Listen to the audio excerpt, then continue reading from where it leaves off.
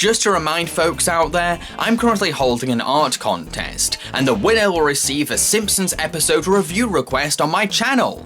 Sounds pretty cool, am I right? Simply click the video linked in the description box below to find out more information about this contest. Good luck, and I'll be looking forward to your entries.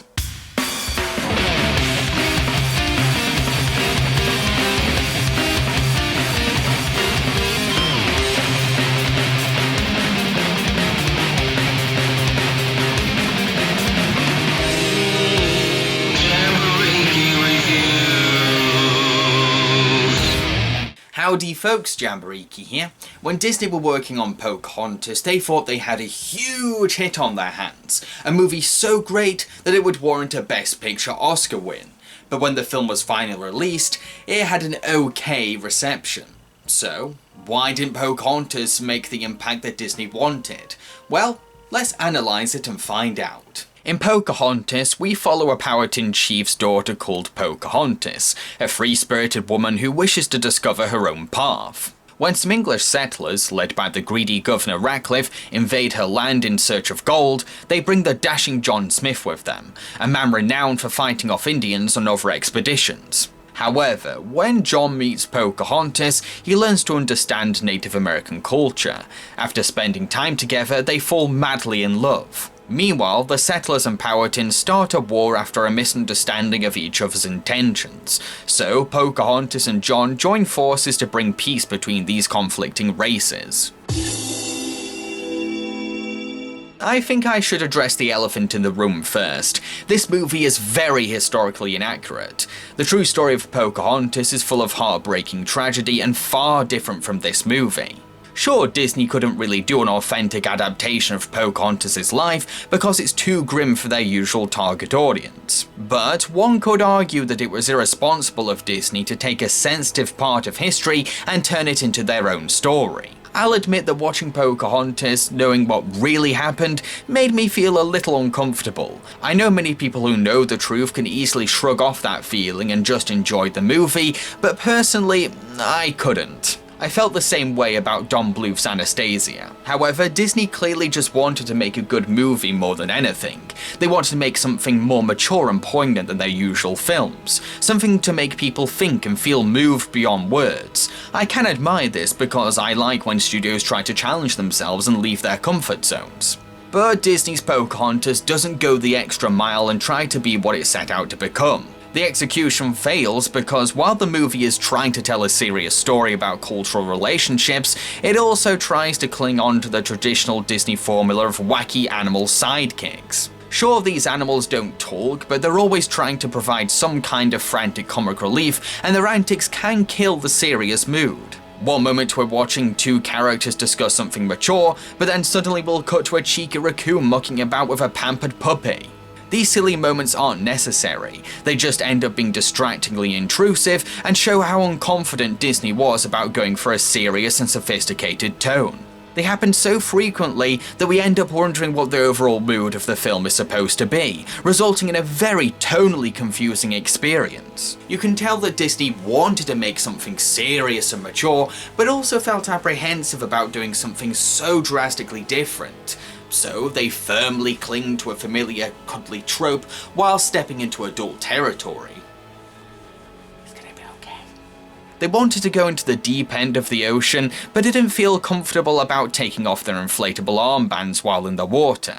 But what about the relationship between Pocahontas and John Smith, the central focus of the movie? Well, it is interesting seeing them meet each other for the first time, as the movie quietens down and lets the animation speak for itself. Plus, it's also fun seeing them share their cultures, from tools they carry to the way they greet other people. However, the film then rushes everything forward. They're suddenly madly in love and will risk their lives to be with each other. It feels like a chunk of the relationship development is missing from the narrative. I wouldn't mind this if the romance was meant to be naive, but it's framed as this earth-shattering love that'll bridge a gap between the current racial conflict. I'm sorry, but I don't buy it at all, and think that the film needed more time to flesh out the central romance, because what we're given is simply not enough. I'm going to give 2 points to the content.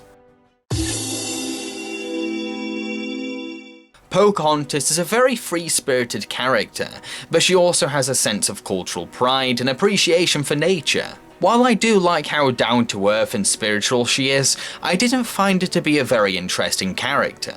The film seems to only define her by a culture and little more. Sure, she has a sense of humour, but she very rarely displays her playfulness. All in all, I feel as if that Pocahontas could have been written a bit better. I'm also not a fan of John Smith. Sure, he starts off as a very adventurous and upbeat character, but once he meets Pocahontas, that sense of adventure fades and he becomes interested in Pocahontas instead. Which would be fine if the romance wasn't so rushed, because it ends up making John seem creepily persistent rather than adorably lovesick. When Pocahontas says that she has to leave after meeting him, he gets a tad forceful, even grabbing hold of her and insisting that she stays. Dude, you've just met her! Tone it down a bit and give her some space. From then on, any of his attempts to be romantic seem unnerving to me.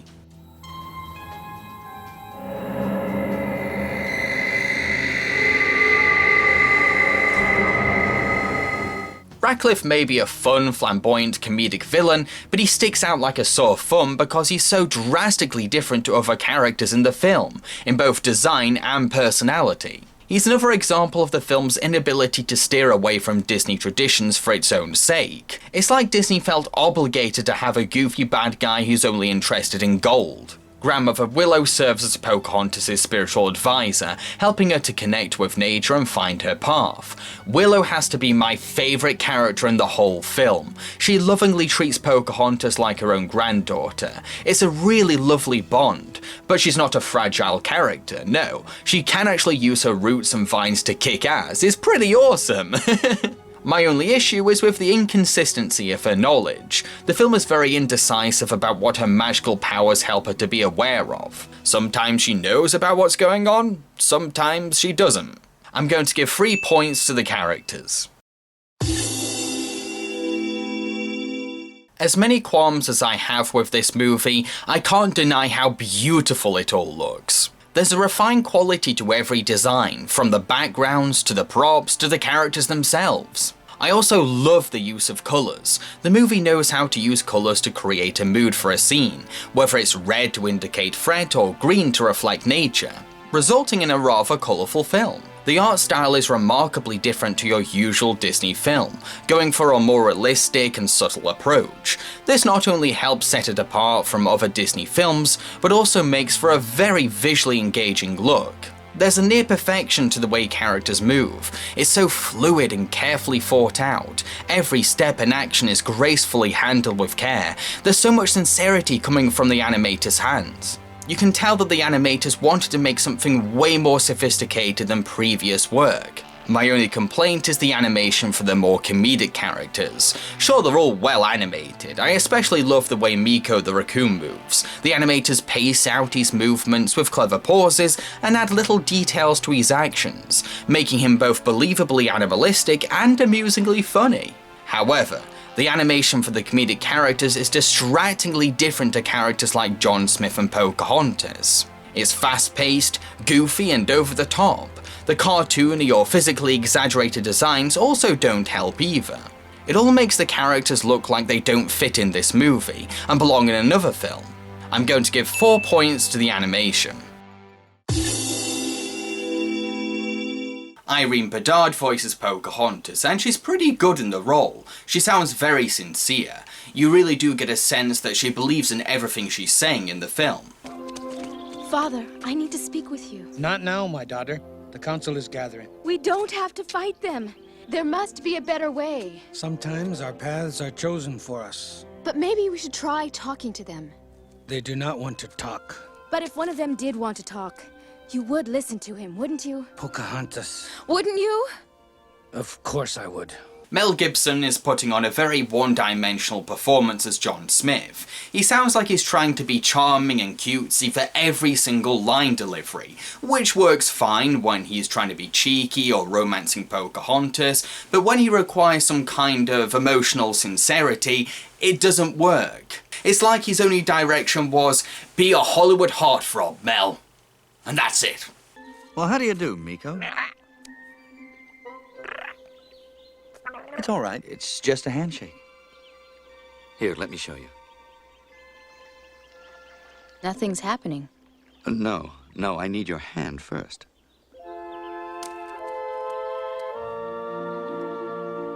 It's how we say hello. Pocahontas. I'm so sorry. For what? This? I've gotten out of worse scrapes than this. Can't think of any right now, but... It would have been better if we'd never met. None of this would have happened. David Ogden Stiers voices Ratcliffe, and while it is fun listening to him play a cartoony villain, it doesn't really fit the film's serious tone. Now, gentlemen, to work. You men, get the ship unloaded. Right, you sir. men build the fort. The rest of you, break out the shovels. It's time to start digging. Digging? Well, of course. Let's not forget what the Spanish found when they came to the New World. Gold. Mountains of it. Linda Hunt voices Grandmother Willow, and she is stellar in the role. She can sound really sweet and loving towards Pocahontas, but really cheeky at the same time too. So, Come closer, John Smith. He has a good soul. And he's handsome, too. oh, I like her. I'm going to give 3 points to the voice acting.